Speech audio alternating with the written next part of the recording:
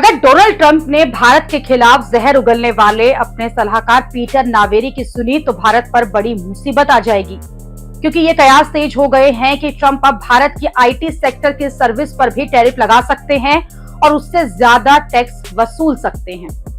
पिछले दिनों ट्रंप ने पीएम मोदी को अपना अच्छा दोस्त बताया था, भारत और अमेरिका के रिश्तों को अहम भी बताया।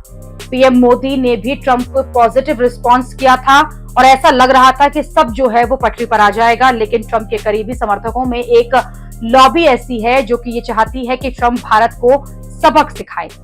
अमेरिका में ट्रंप के कट्टर समर्थक ये चाहते हैं कि ट्रंप अधिकारियों अमेरिकियों की जॉब खाने वाले विदेशी वर्कर्स पर टैरिफ लगा दे।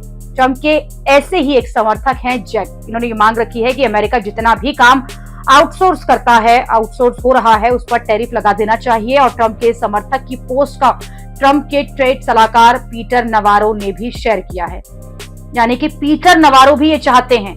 और अब ये इस बात जानते हैं कि अमेरिकी कंपनियां अपना बड़ा काम जो है वो भारत को आउटसोर्स करती हैं, यानी कि निशाने पर सीधे भारत है। इसी तरह ट्रंप के बाकी समर्थक भी हैं जो इसी तरह की बातें कर रहे हैं।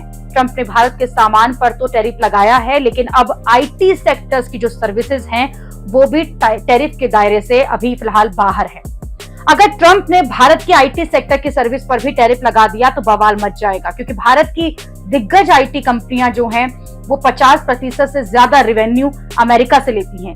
भारत में ये आईटी कंपनियां देश के लाखों युवाओं को नौकरी देती हैं और भारत का tech service sector 24 lakh crore का है, जो देश की जीडीपी का 9% के आसपास है।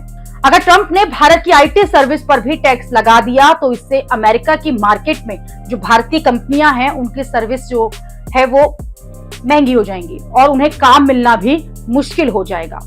भारत अभी अमेरिका में बिकने वाले सामान के लिए दूसरे देशों के बाजार जो है उसे तलाश रहा है, लेकिन आईटी सेक्टर का विकल्प खोजना बहुत मुश्किल है। हालांकि ट्रंप भारत की आईटी सर्विस पर टैरिफ लगाएंगे या नहीं, ये अभी तक उन्होंने इसके कोई भी संकेत जो है वो नहीं दिए हैं, क्योंकि ऐसा करना अमेरिका के लिए भी आसान नहीं होगा।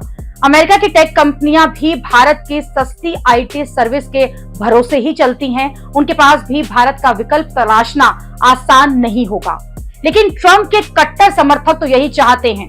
अमेरिका में 2026 में मिड टर्म इलेक्शन है और ट्रंप अपने समर्थकों को खुश करने के लिए ऐसे फैसले भी ले सकते हैं और ये भी दिखा सकते हैं कि वो अमेरिका के लोगों की जॉब जो है वो बचा रहे हैं। ट्रंप समर्थक तो ये भी चाहते हैं कि H-1B वीजा को भी सीमित कर दिया जाए। H-1B वीजा उन्हें मिलता है जो कि हाई स्किल्ड वर्कर्स होते हैं। ज्यादातर ये वीजा भारतीयों को मिलते हैं और अमेरिकी कंपनियां उन्हें काम करने के लिए बुलाती हैं। अब डोनाल्ड ट्रंप आगे क्या करने वाले हैं ये कोई नहीं कह सकता।